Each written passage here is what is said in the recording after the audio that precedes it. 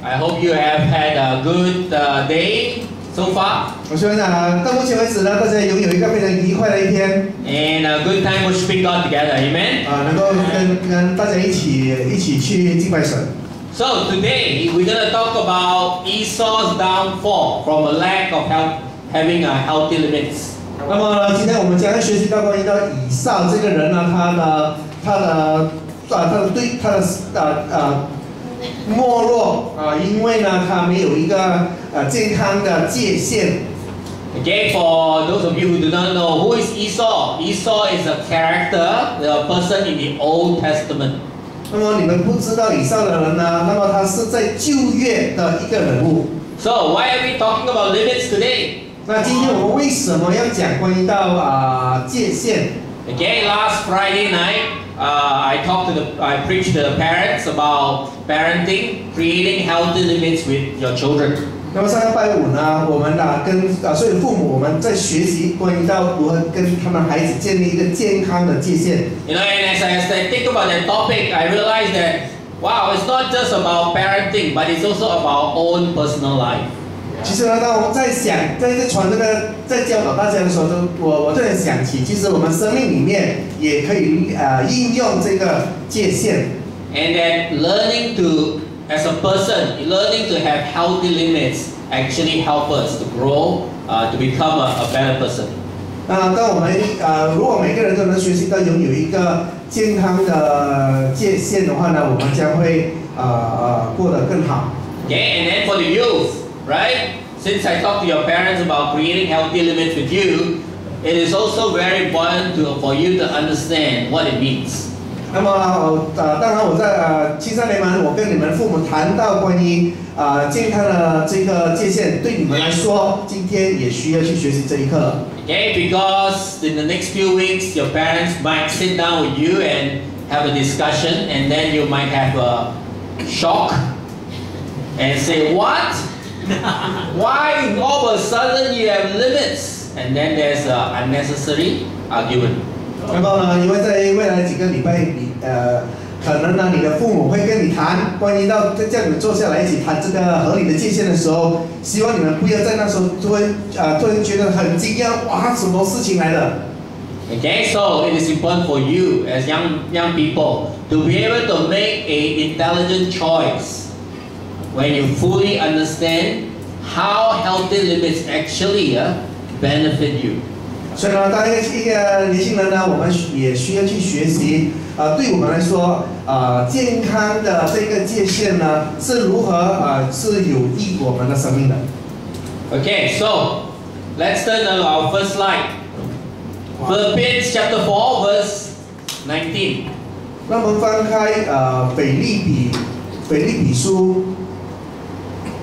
Okay, Carmen will read in Chinese. This is the verse in English. 腓立比书的Chapter 4, verse 19. 第4章第19节，这里说：“我的神必照他荣耀的丰富，在基督耶稣里，使你们一切所需用的都充足。” So in the Bible, God says what? We all as human beings have needs. 那么圣经上呢，他提到说，我们每一个人呢，都拥有我们的需要。And in the Bible, God says that He will meet all our needs. 那圣经呢，神说他会帮我们满足我们所需的。And when our needs as human beings are met, we become happier. We become more emotionally healthy. 而当我们作为一个人呢，我们的需要被满足的时候呢，我们能够感受到更加开心，而且呢，也更加的健康。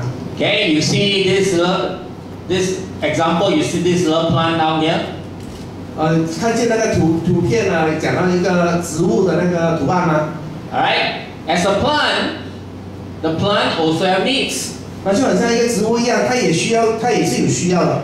Okay, students, what are the needs of the plant to grow healthily? 学生们，一个植物需要健康成长，需要什么呢 Water. What else?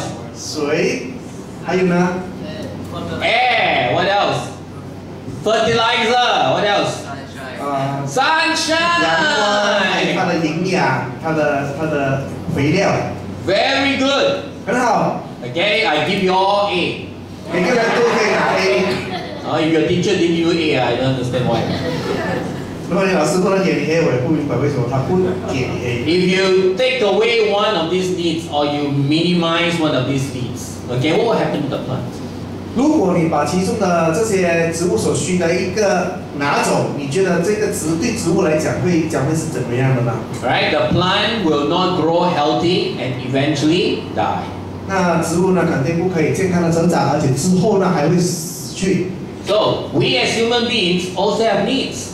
那我们人呢，我们也是同样有需要。 Okay, we have emotional needs. That's our heart. 那么我们有我们的那个感情，就是我们心里的感受。 We have mental needs. That's our mind. 那我们甚至拥有主意，有想法。 We have spiritual needs. That's our soul. 我们拥有在灵魂上的那个属灵的需要。 And we have physical needs. That's our strength. 还有就是我们的生理上的需要了。 Okay, that's why the Bible says what? Love the Lord your God with all your heart, mind, soul, and strength. Right? 这是为什么呢？圣经教我们说，我们必须全心全意全性来全力来去爱神我们爱主我们的神。 You know, a side point. Isn't that amazing? God already know about all these 4 needs before psychology knew about them. 你看，这真的是那么棒！我们的神呢，在心理学家们在发现我们人的需要之前，就已经知道我们需要这4样。 You know, we are familiar with the physical needs. That's like, you know, food, drink, shelter, clothing. We are familiar with that. 我们每个人都很清楚知道，我们自己生命里面需要的是吃啊、住啊、穿啊等等。 Okay, mental needs. We understand we need them. Those are like skills, okay, knowledge, mathematics, science, English, right? Things that we know we need so that we can what? Be effective workers in this world. 也或者是另外一个，我们知道我们需要的就是知识，我们需要知道那个技术该怎么做等等使到我们可以在生活里面找吃。 Okay, but the lesser known in this world are the spiritual and emotional needs. 可是在这世上呢，比较少人知道的是感情和属灵的需要。 Okay, so today we're going to talk about these needs. 我们今天将会谈及这两个特别这两个需要。 So as I said earlier, when these needs are not met, we will have what? Unhealthy behavior. 这就好像我刚才讲说，如果这一些植物它没有缺乏了1、2样重要的元素呢，它将会变得非常有不健康的行为了。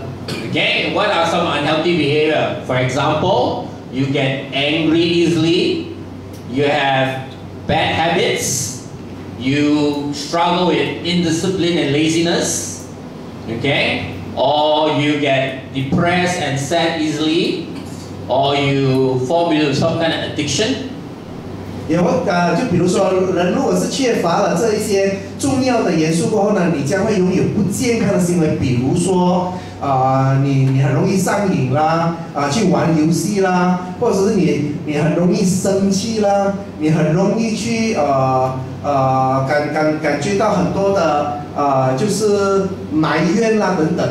Okay, have you ever questioned yourself, how come I'm behaving like that? I don't understand. 有时候你在想到你在想自己为什么常常会拥有这样的不好的反应呢？ Okay, perhaps as a child or as a human being, your core emotional needs were not met. 那很可能你在小的时候，你的核心情感需要呢，并没有被满足了。 Okay, to get more specific, what are some of the core emotional needs? 讲到核心情感需要到底是些什么？ Alright, we're not going to go through everything. Another day I'll go through some of this for you. All of it with you. 那么我们今天将不会提到所有的，我们改次呢有机会我会再跟大家分享。 Okay, the most important one is love, connection, and acceptance. 那么第一重要的是关系和接纳。 Okay, but today we're going to focus on this one. Reasonable limits. We need as human beings to learn how to have limits in our life. 那么今天呢，我们将要提到合理的界限，如何在我们生命里面能够拥有一个健康合理的界限。Okay, when we don't learn how to have reasonable limits, we will not learn to have good boundaries in our life. 那如果我们今天不明白什么叫做合理的界限呢，在我们生命里面很难会拥有一个健康的那个就是界限的。Again, to give you an image of limits, boundaries, you think about this fence, this wall. 那当我们讲到界限的时候呢，我要大家看到就是好像一幅城墙一样。Okay, imagine this is your house. 比如说那是你的家 in Skudai. 在苏代那边。Alright, have you thought about why do you want to have a gate in your house? 那你有想过你为什么要在你家外做一个城墙吗？ Okay, 一个墙吗？ it's waste of money, it's ugly, it blocks the view, and then every time you want to go home, you must go and open the gate, then after you enter, you have to close the gate. 麻烦啊 Right? Why you want to have a gate? 那有的人想说，这个围墙是那么麻烦的，又贵，要用钱，而且每次回家又下车开门那么的麻烦，为什么要做这个东西 Okay, because what? The gate, the fence, actually what? Protect you from what? Harm. 那这一个围墙其实它的目的是要保护你们有安全 Right? Protect you from robbers, protect you from thief, protect you from danger, from entering into your home. 就是为了要保护你呢，不要让小偷，不要让强盗，甚至保护你们的家庭的财务的安全等等的。So for us as human beings, okay, our lives is like a home. 我们的生命就很像一所房子一样。And just like our home, our life needs what? Limits to protect us, to safeguard us from the danger of this world. 所以呢，生命就很像一所房子这样的，需要拥有一副围墙来去保护我们的生命。When we don't learn proper limits, okay, when we don't have this fence, there could be danger in our life. It's easy to have danger in our life that will hurt our lives. 所以呢，当我们没有这个健康的围墙的时候呢，是那么容易呢，我们会面对那个危险，我们也不知道。Okay, we'll look at that. What are some of the dangerous consequences in a short while? 我们等一下将会提到这些危险的事项。Alright, and the way we're going to look at it, we're going to study about a man. His name is Esau. 那么今天将会从以扫这个人的身上呢，去学习到关于到拥有一个合理的界限。Okay, as an introductory passage, let's read Genesis 25, verse 24 to 28. 我们读创世纪第25章的第24节到第28节。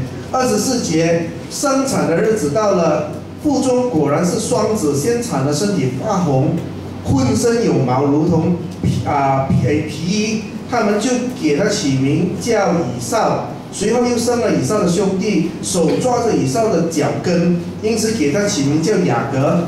利百加生了2个儿子的时候，以扫年60岁，这2个孩子渐渐长大。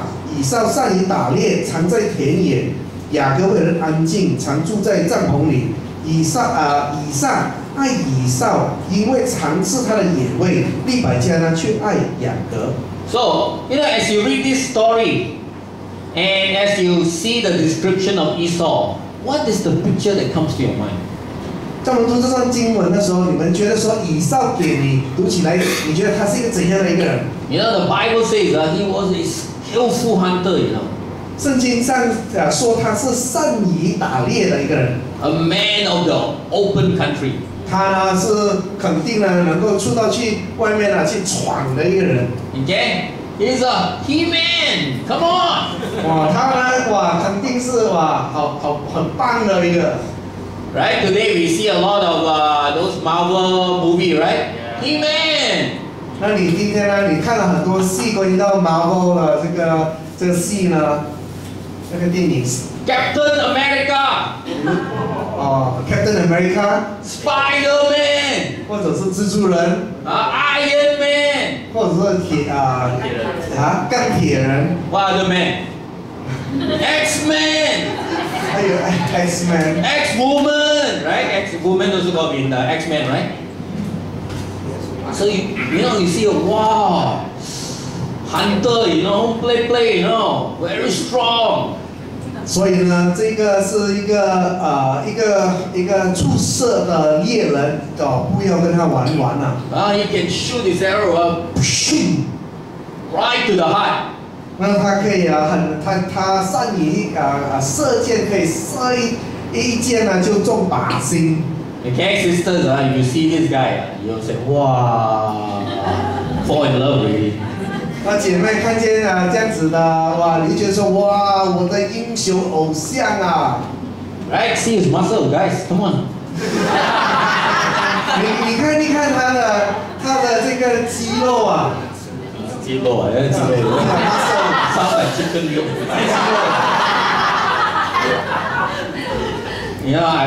For me, I won't stand next to him. If I stand next to him, my wife will say, sorry. 我是肯定是不会站在他旁边了。如果不是的话，我太太讲说，哎呦，真的是拜拜了。The envy of all men. 那么他将会是所有男人觉得都是嫉妒的。Again, but unfortunately, as you read on, you found that Esau, because of his lack of limits, had his own downfall. 可是当我们在读以扫以后的故事，你发现说他因为缺乏界限呢，他生命里面有很多的问题。Let's read Esau's downfall. Genesis 25, verse 24, 9 to 34. 我们创世纪第25章第29节读到34。有一天，雅各熬汤。以扫从田野回来，累昏了。以扫对雅各说：“我累昏了，求你把这红汤给我喝吧。”因此呢，以扫又叫以东。雅各说：“你今日把长子的名分卖给我吧。”以扫说：“我将要死，这长子的名分对我有什么益呢？”雅各说：“你今日对我起誓吧。”以扫就对他起了誓，把长子的名分卖给雅各。于是呢，雅各将饼和红豆汤给了以扫，以扫吃了喝了，便起来走了。这就是以扫轻看了他长子的名分。Here the Bible says that Esau just came back from hunting, okay, and he was hungry. 这里提到以扫呢，他打猎回来，饿了。Okay, and then when he saw food, he said, "Give me food, or I'll die." 他看见了食物，他就激动的说：“给我吃，不吃我就死了。” Okay, and then Jacob, very smart. Okay, he started to trick Esau. 那么呢，雅各呢很聪明，他的弟弟呢就在设下陷阱来去欺骗他。Okay, so he said what? Sell me your birthright for this bowl of soup. 你要吃，你换你的长子的名分给我咯。Okay, you know what I mean by birthright? 你知道长子的名分是什么意思呢？ Okay, in old days, the elder son inherits either the everything or the majority of the inheritance. 那在旧的时候，长子呢通常可以就是得到他们家族的所有的遗产，或者是大部分的遗产。Okay, like what you see in those emperor movie, right? It's always the elder son become the emperor. 这就好像我们在电影里面看见说那些皇帝，他们呢都把他们所有的这些权利和财产都交给他们的长子。So can you imagine, again, if you were the elder son, because you are hungry, you sold your birthright, you sold your emperor place for a bowl of soup. 你可以想象吗？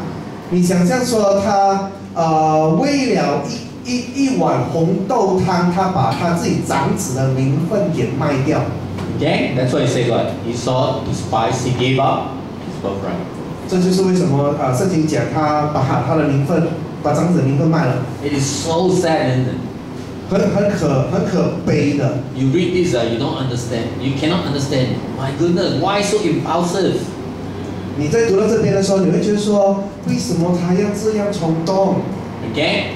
It was so bad that in the New Testament, we'll read this chapter, that God used him as a negative example of a person that does not have healthy limits or lack self-control. 那么呢，也因为他的这一个人，神呢就用他来作为一个负面教材。我们读希伯来书第12章第16、17节，16节恐怕有淫乱的，有贪恋世俗如以扫的，他因一点食物把自己长子名分卖了，后来想承受父所祝的福，竟被拒绝。虽然好哭切求，却不得着门路，使他父亲的心意回转，这是你们知道的。Okay, you know, you read this and you feel sad for Esau. 你读到这边的时候，你会觉得很为以扫感觉可惜。Okay, you feel a puzzle. Why? For a cup of soup. Okay, I don't know what soup maybe what shark fin. Even shark fin, right? Even the world best soup, you know, for a cup of soup, he gave up his birthright. Ayo, so sad. 当然，你今天读起它，你会觉得说，他因为一碗汤，就算这是世界上最好的、最名贵的一次汤，都不可能好过、重要过你长子的名分。Okay, it's like you one day you're very hungry, you stop at a restaurant, okay, and you told the owner, I want to eat. Oh, but I forgot to bring money. Then the restaurant owner look at you and say, hey, never mind. I see outside, you got Mercedes-Benz. You give me Mercedes-Benz, I'll give you lunch. And then you say, okay. How do you think? 就好像有一天呢，你去在一个餐厅外面的窗口看见说一个很好吃的、很好喝的汤，你就跟饭店老板说，我很想喝这个汤。那老板讲说，我看见你没有钱是吗？不用紧，我看见你家跑马赛地，不然你拿你的马赛地来跟我换咯。你就突然间因为好吃，好吧 ，OK 可以。Okay. Yeah, and then after you eat, you regret, my Mercedes-Benz gone already. 可是当你吃了过后，你就开始感觉惋惜你自己的因为一碗汤而换掉你自己的马赛地。Right? Very impulsive, lack of healthy limits, lack of self-control. 这就是当一个人很冲动没有自我界限的情况。Okay, we go on. All right, there are other examples. Chapter 26, verse 34-35. 我们再看之后的故事呢，在创世纪的第26章第34、35节，以扫40岁的时候娶了夏人比利的女儿犹地，以夏人以伦的女儿巴塞莫为妻，他们常使以撒和利百加心里愁烦。Okay, so here what do we see? He has what? A lack of limits, self-control in dealing with what? Relationships. 那么以扫这个人呢，他也在于就是感情上也没有界限的，他不懂得如何控制。Okay? He look at this girl, all right, Judith. Wow, I love Mary. Then I don't know how long, maybe 1 year later or 2 years later. Then, this girl, base man, maybe very good in mathematics again. Wow, I love again. 然后呢，这个以扫呢，他可能看见了就是 Judy 呢，他就觉得哇，我很喜欢他，就跟他结婚。可能不懂多久了，可能1年后，他又看见了巴斯莫呢，他就觉得哇，我也很喜欢，又娶了。Maybe Esau mathematics not good, But right, it was so bad. The Bible says this was a source of grief for his parents. 可是呢，圣经却在那边说，以扫的这一个死到他这样做呢，死到他的父母以撒和利百加呢心里愁烦，是他的愁烦的来源。Okay, sisters, you want to marry a man like that? No, right? One day you love this one, then another day, oh, I love the one. Then 5 years later, another one, habis lah. 姐妹们，你们会喜欢一个这样的男人吗？今天说我喜欢这一个，然后明天喜欢另外一个，后天呢又不喜欢谁了？你会想要一个这样的男人吗 Okay, lack self-control in his emotions. Alright, now we're gonna read another example of him. 那我们再看另外一个例子，关于到以扫，在创世纪的第27章的第41节，41节说以扫呢，因他父亲给雅各的祝的福，就怨恨雅各，心里说：为我父亲居上的日子近了，到那时候我必要杀我的兄弟雅各。Okay, because he saw his birthright, he got angry and bitter towards his brother Jacob, and he told Jacob, "I'm gonna kill you. I'm so angry. I'm so mad." You know, he lacks self-control, lacks limits again about expressing his emotion. 那在这时候呢，以扫呢，因为他把他自己长子门份卖了，那时候呢，他知道过后呢，他对他的亲兄弟充满着怨恨，他巴不得有机会把他自己亲兄弟给杀了。Okay, if you have family members that are like that, always shouting at you, scolding you for no good reason, you don't understand, okay? You go home, you forget to clean the dishes, wow, yelling at you again, right? Then another day you go home, you left your socks in the doorway, yelling at you again, right? You don't understand why cannot control his temper? Why like that? Okay, Esau. 你说呢？就是说，有一些人常常他们回到家，常常发脾气，为什么？然后你不明白为什么有一些人会这样，那么就很像，其实像以扫这样没有界限 Alright, here's another example. 那另外一个例子在第28章，Chapter 28, verse 6 to 9. 第6到第8节。以扫见以撒已经给雅各祝福，而且打发他往巴旦亚兰去，在那里娶妻，并见祝福的时候，嘱咐他说不要娶迦南的女子为妻。又见雅各听从父母的话，往巴旦亚兰去了。以扫就晓得他父亲以撒看不中迦南的女子。便往以示玛利那里去，在他2妻之外又娶了玛哈拉为妻，她是亚伯拉罕儿子以赛玛利的女儿，尼拜月的妹子。Okay, his what I call his lack of limit was so bad that he did not even know what he was doing was hurting his relationship with his mother and his father. 他的这个没有合理的界限的那个糟糕的情况呢，糟糕到一个地步他根本不了解，他这样做已经伤害到他跟他父母之间的关系，他都不知道。You need to ask yourself, okay, your own behavior. Are you hurting other people in your behavior? Sometimes, because we have a lack of limits, we don't even know, we are hurting somebody else. 有时候我们来到这个时候，我们不知道我们的态度，我们的那种缺乏合理界限的态度呢，已经正在伤害我们周围的人。Okay, so now we're going to look at 3 reasons why we need to learn healthy limits and boundaries, and what are the possible negative consequences. 那么今天呢，我们将会学习到3个合理的3个原因呢，就是我们如何建立这个健康的这个界限，而且我们也要学习到那个负面的后果是什么。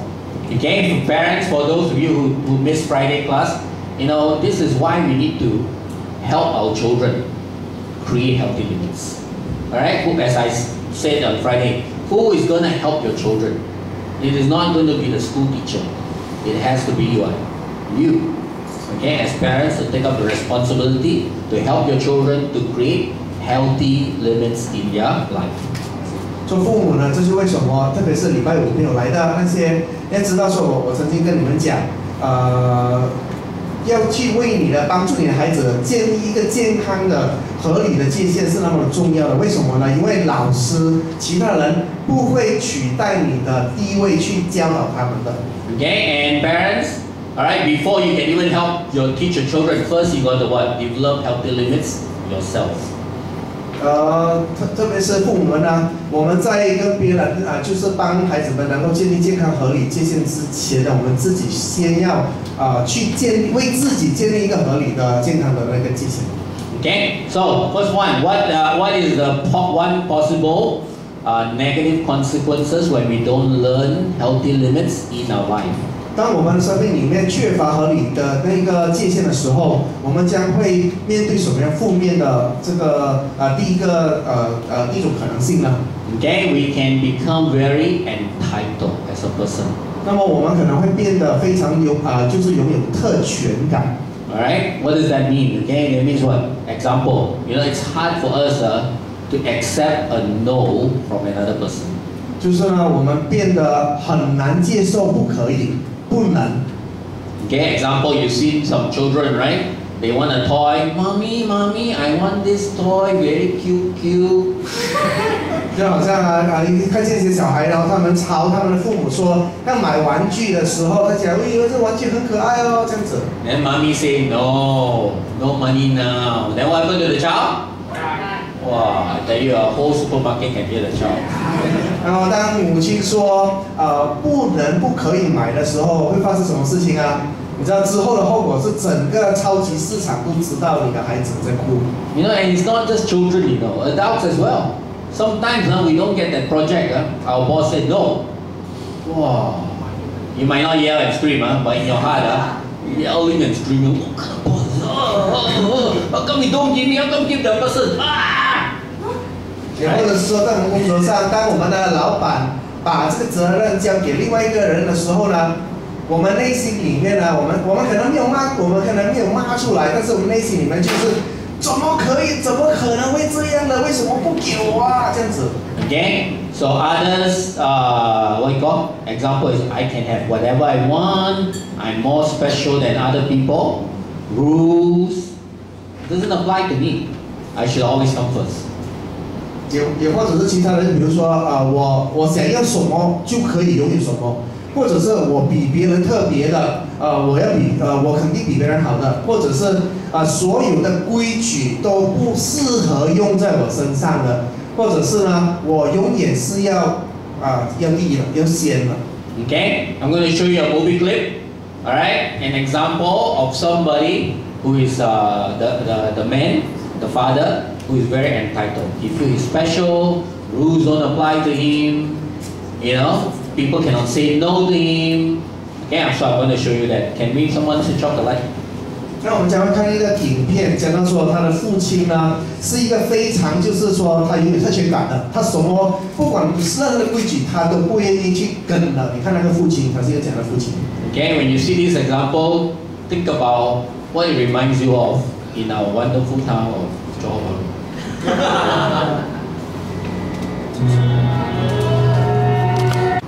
，special. 那我很特别的，那规矩呢是不适合我的。I can do whatever I want. 我想要做我就做我啦。A lot of us. Okay, does it remind you of JB 啊？你觉得看这个，你是觉得说很像 JB 是这样是不是 ？Okay, how do you like it? Okay, you go for makan, and then you park your car. Wow, very nice makan. Then you come out, there's a car parked in front of you. You cannot go out. Yeah. Worse still, they never leave a phone number. They don't bother. They don't consider. And then you're stuck there for a few hours. How you feel? 就好比如说你把车泊好了，要去吃东西，吃了出来过后呢，你发现有一辆车放在你前面堵住你的车，不能出来，又没有放电话，不能联络，使得你要在那边等了几个小时。你再想下，你有什么样的感受 ？Right, very frustrating. 非常的烦躁。Okay, but we don't want to talk about other people. But how about our own life? Are we entitled? We feel like I'm special. You cannot say no to me, okay? I have to have it. Sorry. Right? Are you that way? 我不要讲别人了，我们讲我们自己，我们是不是有这种所谓的特权感呢？我们觉得说，我很特别的，所有的规矩都不适合我的，有这样子吗 Alright? Again, so here's another example. Another consequence, second consequences about negative consequence about not having healthy limits. We might become indisciplined and lack self-control. 那另外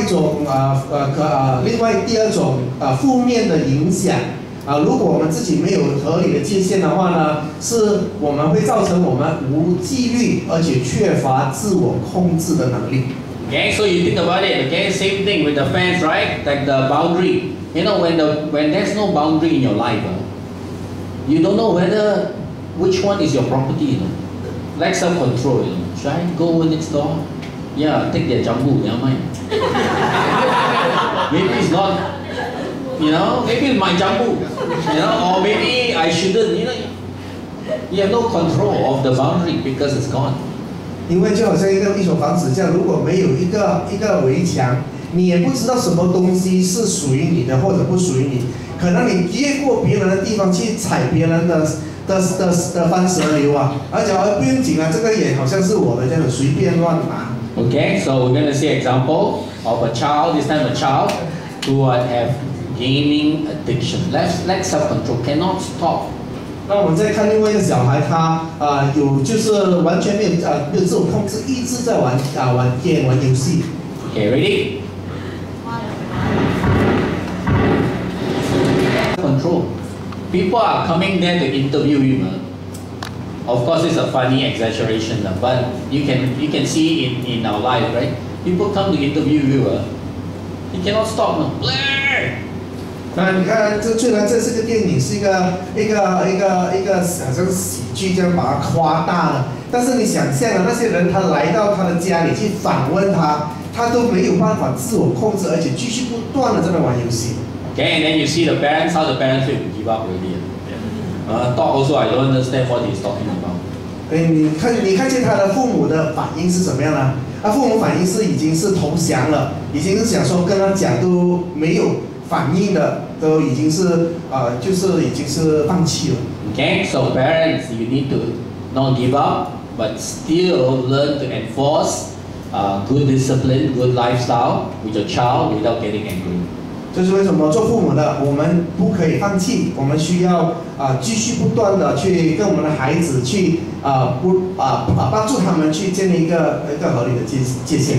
And we as human beings, when we don't allow these healthy limits to be enforced in our homes, we create a lot of grief in our the other families, you know, in the family life. 那我们当个成年人呢，如果我们不容许我们生命里面去建立一个合理的界限呢，这造成呢我们在家里呢，我们有造成了很多的那种伤害。Okay, here is another one. This one you might never thought about it. You know, when we don't have limits and boundaries, we will become people that tend to be approval seeking. 那我们呢是可能从来没有想过的，可是却是另外第三种负面的影响，就是我们可能会变得我们生活只为了去寻求认同罢了。Because we feel like, you know, when you don't have a wall to protect you, you feel like you have to, so much danger. You know, I need to always say, I cannot say no or I'm going to get hurt. Okay? Right? If there's a feeling of unsafe, you must get approval from people to be happy. It's hard for you to say no to harmful people.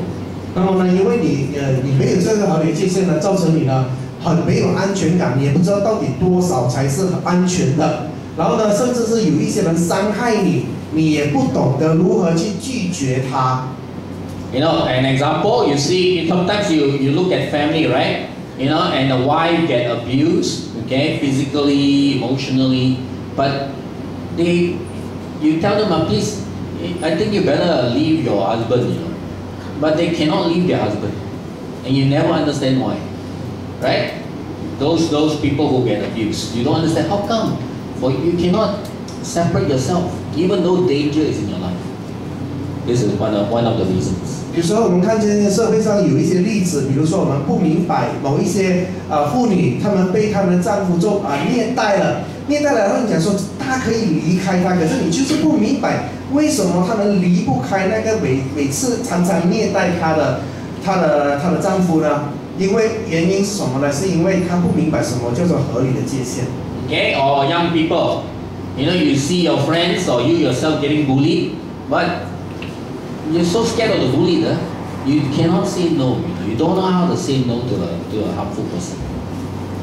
甚至是我们有一些呢，我们面对别人欺负我们呢，然后呢来到这个地步呢，因为我们不明白什么叫合理界限呢，我们不懂得如何去拒绝这些被欺负的，继续让他们来欺负。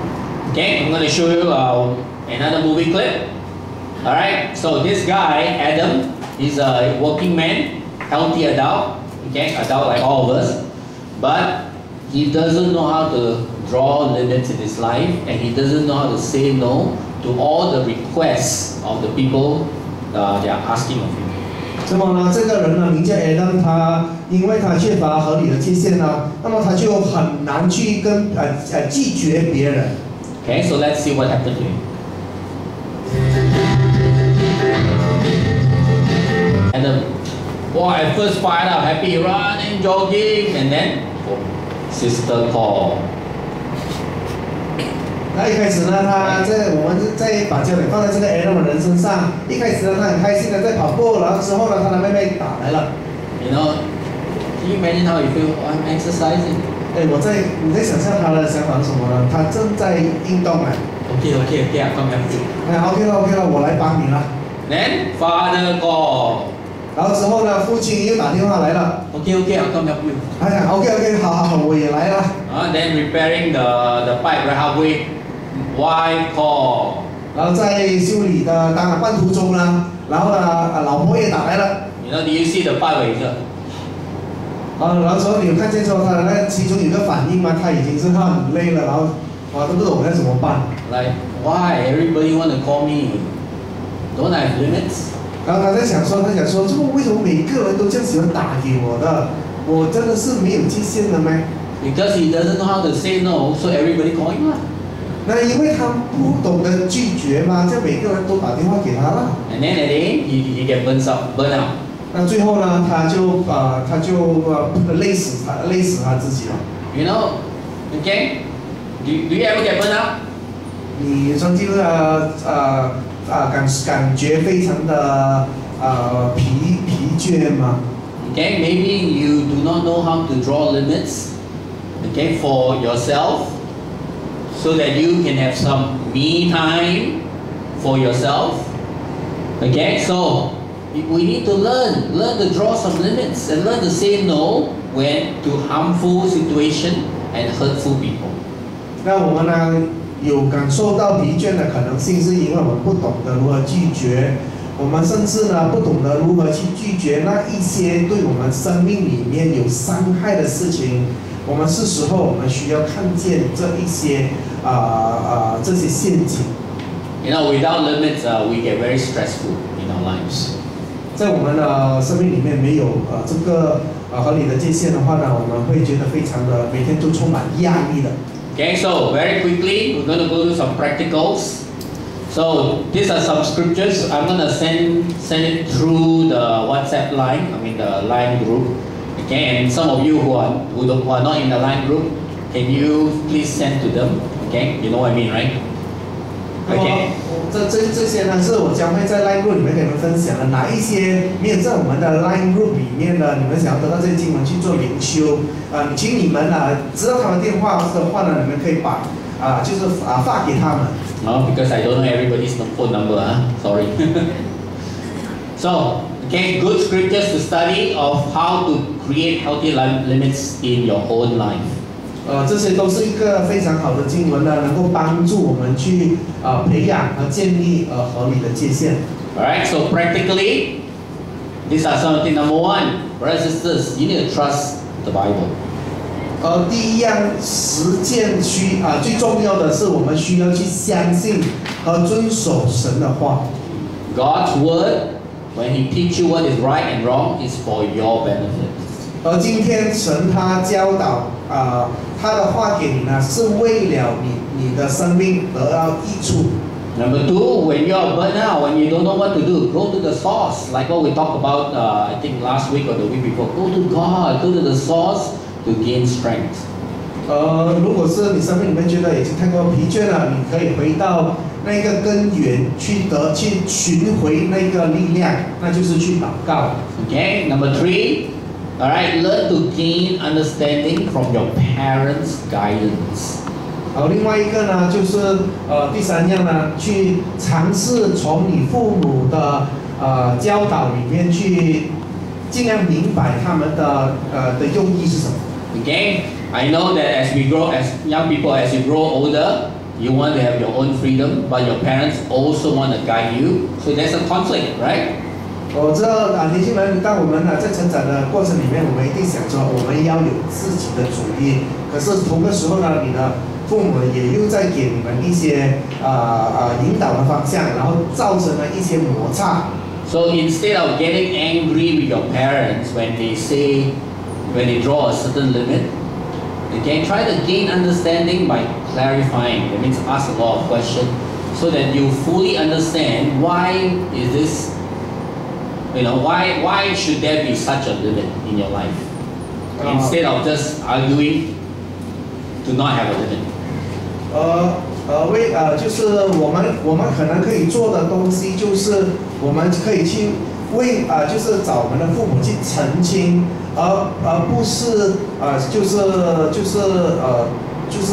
狠狠的拒绝父母给我们的一些就是引导。可能我们想要尝试去了解他们的出发点到底是什么，然后可以好好的去谈。All right. The good news is, now what if you don't agree with your parents' limit? Habis lah, must obey. Okay. Good news. That's why God gave us the church and other brothers and sisters who are mature and spiritual. You bring your case to those other brothers and sisters. You go, Uncle Pang, I feel my father not reasonable. Can you help me to understand and mediate? Okay? That is why God gave us the church, so that we can help one another to have lesser conflicts and have a good limit in our life. 那如果今天呢，当你面对说，你觉得你不能接受你父母给你的那一个界限的时候，怎么办呢？是不是你非必要去接受不可呢？其实是不是哦？你其实可以，这是为什么神他给我们这个教会，然后让我们能够拥有其他的其他的方法，比如说你可以去找，比如安个棒，你想你知道我的父亲、我的父母跟我讲了一个界限，我不能接受，你可以帮我讲一讲嘛，这样子。Okay, number 4, you need to be aware of your own feelings and weaknesses. All right, like those 3 examples. What is the area that you need to overcome? Is it entitlement? Is it lack of self-control? Is it you are a person who cannot say no? You are a people pleaser. So when you understand, then you can slowly learn to overcome. 另外一样呢，你们就是需要去了解你们的就是你们生命里面的那些负面的那个的性格是什么？比如说你们可能是有特权感，或者是你们没有办法自律，或者是说你们就是整天都要寻求认同感的。你如果是知道更认识自己在这方面的那些负面的性格呢，你就可以去寻求帮助。Okay, then number 5, try to discover where did you learn or the source of your weakness. It could have been you learned it from your mom and dad. They also have the same weakness. It could have been the way they interacted with you made you have that weakness. Or if you have learned from your friends. So when you learn to discover the source, it's also easier to overcome. Because you have awareness and understanding. 另外一个呢，就是你们可能可以尝试去寻求你的负面的这性格是来自什么？可能来自你的父母，可能你或者是他们的父母跟你讲的，然后影响到你，或者是来自你的朋友。当你们更了解这个负面的性格的来源过后呢，会让你去比较容易去学习如何克服它。Okay, and when you are confused, be vulnerable. That means be open and get support from your brothers and sisters and ask them for help. I don't quite understand. I cannot overcome. Please help me. 当你真的是搞不清楚的时候呢，你可以谦卑、坦诚的去跟你的弟兄姐妹去寻求帮助、去分享，然后呢，去得到他们的一些意见，去一起克服它。Okay. Then number 7, learn to say no. Full stop. 我们 To sin, to harm people that will cause you harm and hurt your life. 另外一个呢是学习要对罪讲不可以，就停止，不要再想其他的。甚至呢一些伤害你的人呢，你也需要停止，而且是拒绝不再让自己受到伤害。Okay, in the quiet time, listen. Here, grace of God teaches us to say no. You can read it out. Okay, it will help you to learn to say no. No is a very powerful word. I love it. 其实就好像经节里面刚才在说的那个提多书将会提到教我们如何讲不，因为不是一个很重要的一句话，我们需要去学习的。Alright, then number 8 is learn to set your own personal limits and get someone to help you to keep to that limit. 另外一个呢，就是你需要去为自己设下自己属于自己的那个合理的界限，然后请求别人来帮助你去达成这个目标。Okay, another practical. There are many like this one. Some of the practical. Another practical. Learn to go out and do something meaningful, like helping somebody, go meet someone to teach them the Bible. And it's amazing when you're outward focused, you're less thinking about your own issues. 然后另外一个呢是你们可以就是去不要只是看着自己的问题，而是能够向外面能够去，比如说去帮助别人呢等等，这样子能够让你不会把焦点和问题都放在自己身上。Okay, so alright. In conclusion, today we talk about Esau's downfall because he did not learn healthy limits. We talk about the cause. Alright, the cause of his downfall. And then secondly, we talk about the 3 possible negative consequences from impaired or unhealthy limits, which is you can become entitled, or you can have lack self-control, or you could be a yes man. Okay, and then finally we talk about how to learn healthy limits. 那我们今天将谈到就是以扫他堕落是因为他没有一个合理的界限。那么他的可能，如果我们人生没有一个合理的界限呢，我们可能会有负面的性格，会变成有负面的性格，比如说特权感，不能自律，或者是整天都只是寻求别人的认同。那么到最后呢，我们学习到我们将怎样和如何去就是建立一个健康的界限。Okay, so in closing, if you're not sure of which area that you need to work on, go ask somebody, all right, or go ask someone to come and study the Bible with you to show you, to help you, a friend, okay, help you to overcome your unhealthy limits. Thank you very much. Amen. 如果是今天呢，你还是不是很清楚你自己到底想改些什么，或者是什么地方需要改变的话呢，你可以去找我们当中的一些人，然后去跟他们寻求帮助。到最后呢，希望大家能够学习到一起去改变自己。Okay, so